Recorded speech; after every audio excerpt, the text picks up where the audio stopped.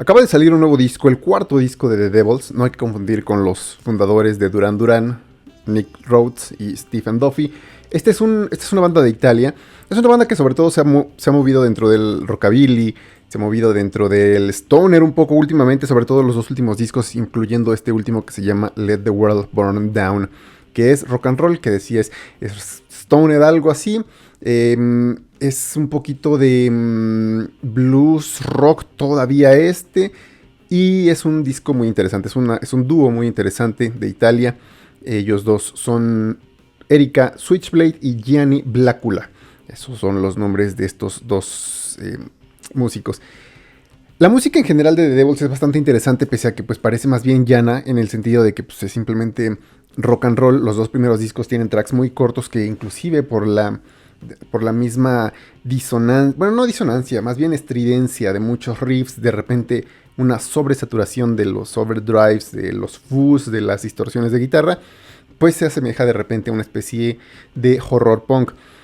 Es interesante, sin embargo, el bagaje tanto de las letras como de la misma banda, el nombre de la banda, como la misma iconografía, la vestimenta de Erika Switchblade, que remonta a una película y de la cual pues voy a hacer un paréntesis un poquito largo, pero por eso decidí dejar nada más así de qué se trata el disco, por si quieren checarlo nada más, pero si quieren quedarse, la verdad es que está bastante interesante, pero voy a tratar de resumirlo muchísimo. Bueno, The Devils es una banda que decía se funda en Italia en 2015 y toman el nombre de una película de Ken Russell que se llama exactamente así, The Devils, de 1971. Esa película creo que estaba en Movie hace tiempo, no sé si ahora siga. Y es una película muy interesante, muy controversial. De repente por ahí salió Guillermo del Toro a defenderla, sobre todo porque ha sido reeditada en varias ocasiones. Le han eliminado escenas, ha sido muy censurada, la quitan todo el tiempo de plataformas de cine, inclusive pues, cine de arte. Muchos criticaron a Ken Russell por esta película. En general, sí es una película, vamos, sí es ficción hasta cierto punto, le añade ciertos elementos fantásticos, pero también está basada en hechos reales, en un hecho que sucedió por ahí del siglo XVII, en 1620 y 1630 más o menos, en el condado o el distrito de Loudun, que está cerca de París, Francia, y se trató sobre un caso documentado para la Iglesia Católica de exorcismo, pero además un exorcismo, una especie de posesión demoníaca múltiple, pero además una posesión demoníaca múltiple en un sentido pues inusual, porque resulta que estos demonios aparentemente se posesionaron de una orden de religiosas, de varias religiosas, pero no nada más de varias religiosas, sino que la primera que se contagió, la primera de la que tomaron posesión supuestamente fue de la Madre Superiora. Entonces eso pues levantó bastante ámpulas ahí entre la iglesia, entre los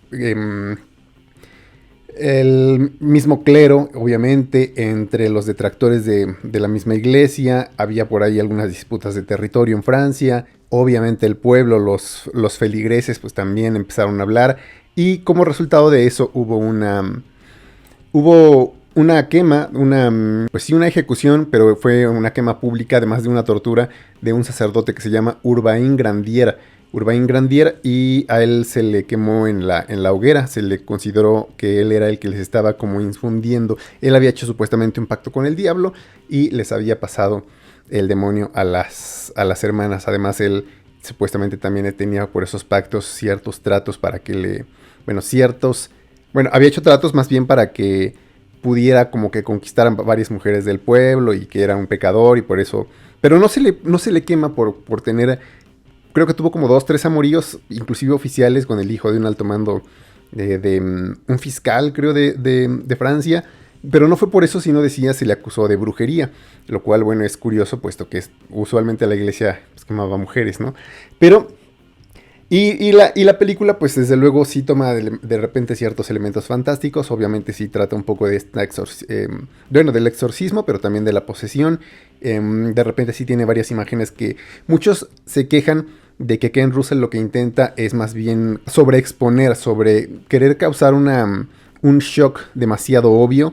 Y entonces se vale de ciertas imágenes, como que la hermana, la madre superiora, de repente va a rezar, va a pedir pues, que el demonio se salga de ella, pero empieza a imaginarse al padre Grandier, crucificado como si él fuera Jesús, y entonces se empieza a imaginar pues, escenas aquí medio eróticas, y eso es lo que muchos se quejan, ¿no? Dicen que pues es una película que busca nada más causar shock por causarlo. Pero es que la historia en realidad todavía es más interesante aún. La película, digo, sí tiene... La película está interesantísima, pero hay que basarnos... Ahora hay que irnos a otro paréntesis histórico, porque es muy interesante. Y es que decía, sí fueron hechos reales, sí existió este padre que no logré recordarme nunca su nombre, se llama Urbain Grandier. Pero resulta que él llega a los 27 años como párroco, como encargado, no nada más de... como superior de la congregación, a él es a quien le responde la congregación, sino también es interesante porque este convento de monjas que después hipotéticamente van a ser, bueno, no abducidas, pero sí reclamadas por el demonio supuestamente, estaban bajo el mando de la madre superiora que era Jeanne de Belchier, que después se pasó a llamar Juana de los Ángeles y que por poquito y canonizan, o sea, era una monja que sobre todo al morir decían que era santa y etcétera, pero lo que sucede es que la monja es madre superiora, elegida madre superiora cuando tiene 27 años, o sea, súper joven, sobre todo para ser una madre superiora, pues se necesitaba hasta la fecha, creo que necesitan ser monjas pues ya de edad. Pero lo que sucede es que el padre Urbain Grandier, vamos a llamarle el padre Grandier para que me acuerde mejor, el padre Grandier sí tenía su pegue, sí era el seminarista de los ojos negros, así como varios que estuvimos en el seminario y teníamos nuestro pegue, pero nunca hicimos eso, mejor nos salimos para evitar conflictos. Pero Grandier sí llegó a ser sacerdote y ya como sacerdote sí tenía su pegue. Y sí, sobre todo por esta forma de hablar, él también tenía 27 años, decía, por este pegue, por esta facilidad en el habla, no solamente a él mismo le gustaba que las mujeres lo siguieran mucho, tanto que llegó a decir, pues yo no me identifico con el voto de castidad. Y entonces decía, de hecho hubo una ocasión en que se casó con una mujer a escondidas de la iglesia básicamente, y fue bastante peculiar porque está documentado que él obviamente hizo de sacerdote y de novio. Y después todavía, ya con ese matrimonio, se casó con el hijo de esta fiscal. Pero resulta que entonces cuando llega Jeanne de Belchier, que además de joven tenía ciertas deformaciones por problemas de salud, creo que estaba como un poco encorvada, era muy chiquita, no se desarrolló bien, y ella también desarrolla una infatuación por el padre Grandier, y ella empieza a obsesionarse y le pide que sea su confesor. Un confesor pues es como un padre que no nada más al que le confiesas tus pecados, sino que es como tu guía espiritual. Y entonces el padre se da cuenta, pero pues quizás porque la vio muy chiquita, muy extraña con su jorobita, o pues porque ya tenía muchas mujeres, decide pues desairarla, ¿no? Pero para cuando la desairan, entonces el padre ya tenía ahí ciertas rencillas, porque además el fiscal había aceptado que se casara con su hija, pero tenían problemas ahí en la política. Además el condado, este distrito de Loudun, estaba en ese momento bajo la monarquía y querían derrumbarlo, querían tirar el castillo, y lo único que se oponía era el padre. El padre tenía buenas intenciones en ese sentido político y él se opone. Pero entonces se le junta todo esto y esta Jeanne de Belchier, que ya para entonces era Juana de los Ángeles, lo acusa con el clero y entonces pues deciden agarrarse de eso, ¿no? Y entonces allende a eso sucede que precisamente Juana de los Ángeles empieza a tener esta especie de posesión y muchos pues piensan lo lógico, ¿no? Que en realidad fue un ardid que pues planeó junto con otros sacerdotes, junto con unos miembros tanto de la monarquía como de los fiscales estos, para precisamente no solamente destituir, sino hacerle el mayor daño posible al padre Grandier. Para no hacerla larga, pues al padre Grandier decía lo terminan ejecutando, lo terminan quemando, y Juana pues empieza a traer mucho la atención. Eso ya es una opinión personal, yo siento que le gusta tanto la atención que empieza a seguir fingiendo esa... Bueno, digo, yo voy a tratar de mantenerme lo suficientemente tangencial a esta historia, por lo menos al contarla, y no voy a emitir un juicio sobre si creo o no completamente en las posesiones demoníacas, pero el caso es que continúa con estas posesiones. La mayoría de las monjas que también habían seguido a la Madre Superiora ya no tienen esta especie pues, de nuevo de posesiones después de los exorcismos. La madre es la única que lo tiene, curiosamente, pero yo creo de nuevo que pues, le gusta la atención, porque de hecho creo que hace un libro hasta autobiográfico. Pero bueno, decía, sigue ganando mucha buena reputación. Ya para entonces pues existían, yo creo que una especie de protomovimientos así en favor de otras cosas. Y pues se termina yendo a tirarle piedras a los memoriales donde estaba el padre Grandier. Se sigue ensalzando la figura de la hermana Juana de los Ángeles, decía, por poquito la canonizan.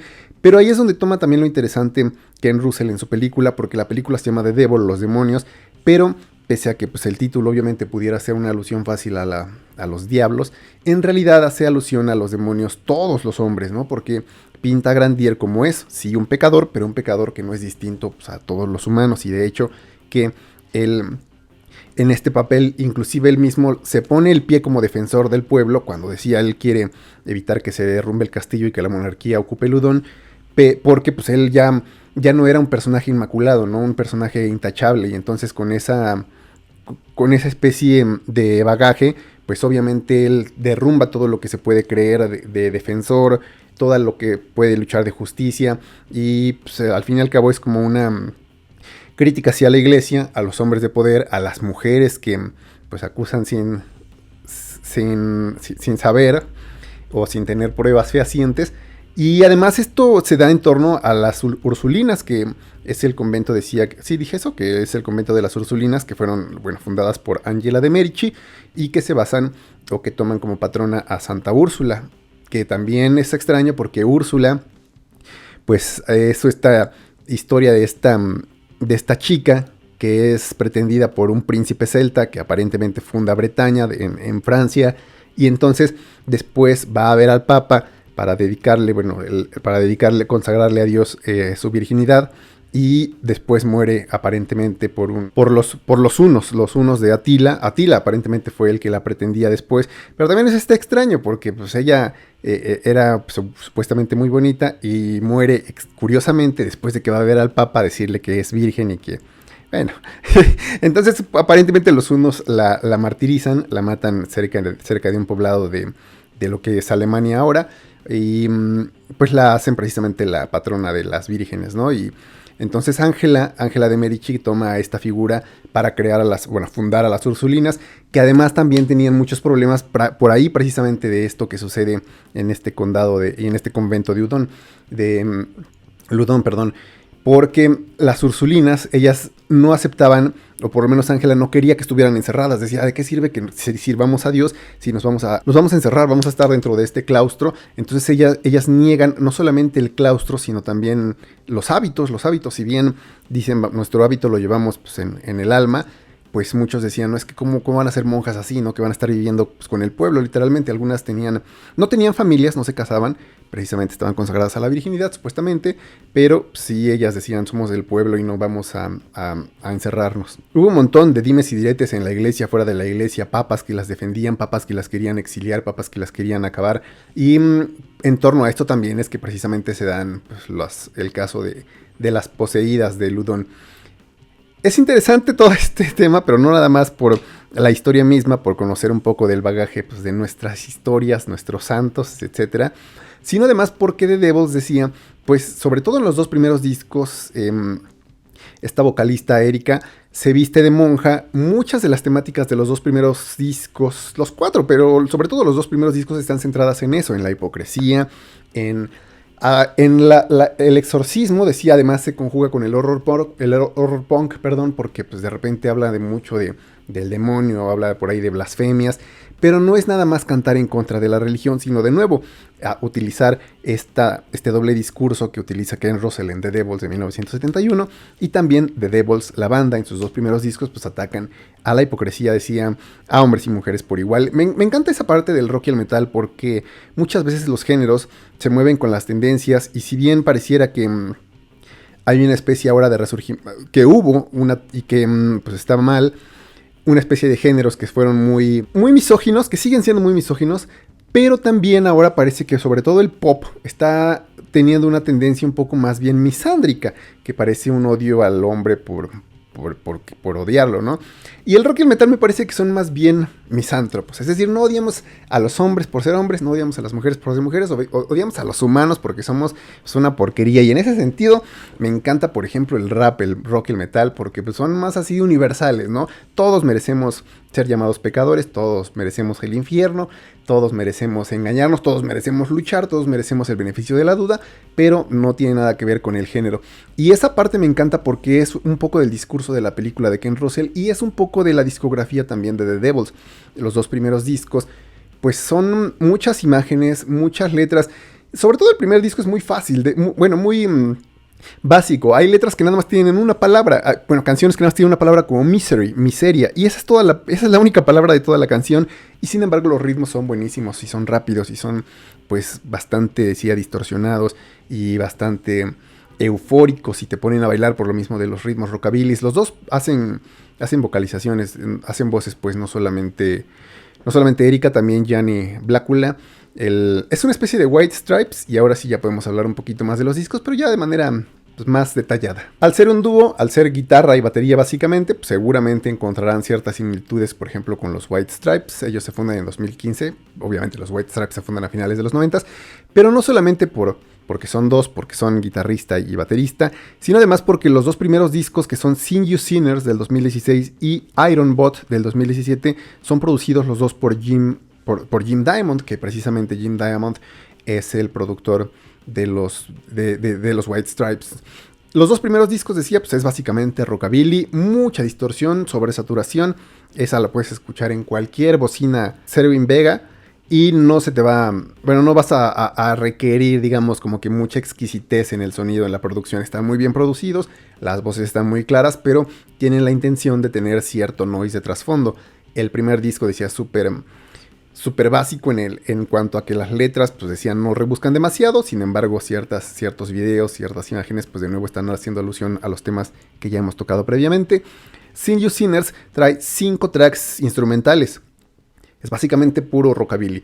El segundo disco, Iron Bot, solamente trae un track instrumental, aunque sigue siendo la misma energía, el mismo bailongo, pero pues digamos ya empiezan a meter un poquito más de letra. En el tercer disco ya está un poco más de, ahora sí, exquisites en el sonido. Es así, necesitas unas bocinas o unos audífonos pues un poquito más... Los que utilizas para escuchar buena música, los que no revientas completamente, ya esos dos sirven para los dos últimos discos. Decía, la producción de los dos primeros es muy buena, pero para el tercero, Beast Must Regret Nothing, que la portada recuerda un poco a Queens of the Stone Age, creo yo, que no es nada más por la portada, que además que bien se ve Erika Switchblade, que no sé si sea Erika, yo creo que sí, pero el productor es Alain Johans,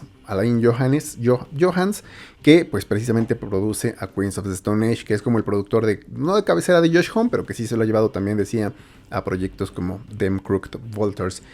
Este disco ya dobla básicamente el tiempo de las canciones. Ya son canciones pues ya digamos más largas, más pensadas. Ya meten silencios por primera vez, entonces pues ya se alejan del horror punk. Y sigue siendo una especie de blues stoner si se quiere, porque pues, es blues rock and roll, pero el stoner viene tanto de ellos que le bajan a las distorsiones, pero quieren seguir sonando medio arenosos, pero también el mismo Alain, que además también hace una aparición vocal en el último track de ese tercer disco, Beast Must Regret Nothing, que lo acerca de nuevo a estos terrenos, a los Queens of the Stone Age. Aquí vuelve a hacer una aparición Alain Johannes, que en el Let the World Burn. Él trabaja en el disco solamente como mix, porque este es el primer disco ya producido enteramente por el dúo, por The Devils. Y también hace una aparición como artista, pero solamente en un solo bastante extenso del último track, del último disco, el cuarto, que es Horror and Desire. Las letras en estos dos últimos discos pues sí siguen atacando, pero ya no nada más atacando a la iglesia, de nuevo a las figuras, a la teología, a la demonología, a los humanos, sino ahora pues ya se expanden hasta el mismo arte, ya se expanden a la política, a la sociedad. Ya digamos, esta generalización pues se hace todavía más general y más universal, y es menos blasfema, menos puntiaguda en ciertas áreas, pero de nuevo pues es, vamos, no misántropa, pero sí bastante crítica social, sin que baje el nivel de la sabrosura del rockabilly, ¿no? Solamente que pues, es el tempo el que digamos que se va sí ralentizando, pero también meditando más, se van pensando más las construcciones. Los 4 discos son un disfrute completo, pero pues, si por ejemplo te gusta lo que hace Queens of the Stone Age, que desde luego no es algo tan rápido como un rockabilly, seguramente tu disco favorito será Beast Must Regret Nothing, que creo que es mi disco favorito, inclusive sobre el último disco, que lo estuve escuchando varias veces. Let the World Burn Down suena como a una síntesis de sus trabajos previos, y desde luego siguen sonando la voz de Erika sí ha mejorado muchísimo en estos dos últimos discos, además porque pues, quitándole la distorsión, sí de repente, y haciendo los tracks más largos y con más variaciones y modulaciones, ella misma se modula la tesitura, por lo que de repente puede sonar más dulce, más grave. Y siento que Gianni Blacula no ha cambiado muchísimo su la proyección de su voz, pero sigue siendo un soporte magnífico para la vocalista principal, que es Erika, y que además en la batería pues también cumple a cabalidad. Bueno, pues espero que les haya agradado pues esta revisión rápida de la discografía de The Devils. El último disco es Let the World Burn Down, que salió en febrero de 2024. Es un nuevo disco, es el cuarto de ellos, de The Devils de Italia. Y espero que también les haya agradado un poquito la, la síntesis de todo lo demás, que todo lo que está detrás de su historia musical. Si quieren checar The Devils de Ken Russell, pues no sé en dónde estará disponible, pero bueno, ahora si busca uno suficiente en internet puede encontrar lo que sea, así como la información de todo eso que funda también nuestra historia. Aunque no seamos cristianos, católicos, religiosos, pues también estaría chido interesarse por eso, porque de cierta forma vemos como los hilos de la maquinación humana y espiritual siempre han ido de la mano. Gobierno, críticas, luchas entre sexos, religiones, etcétera. Esto ha sido todo de momento y pues hasta la siguiente.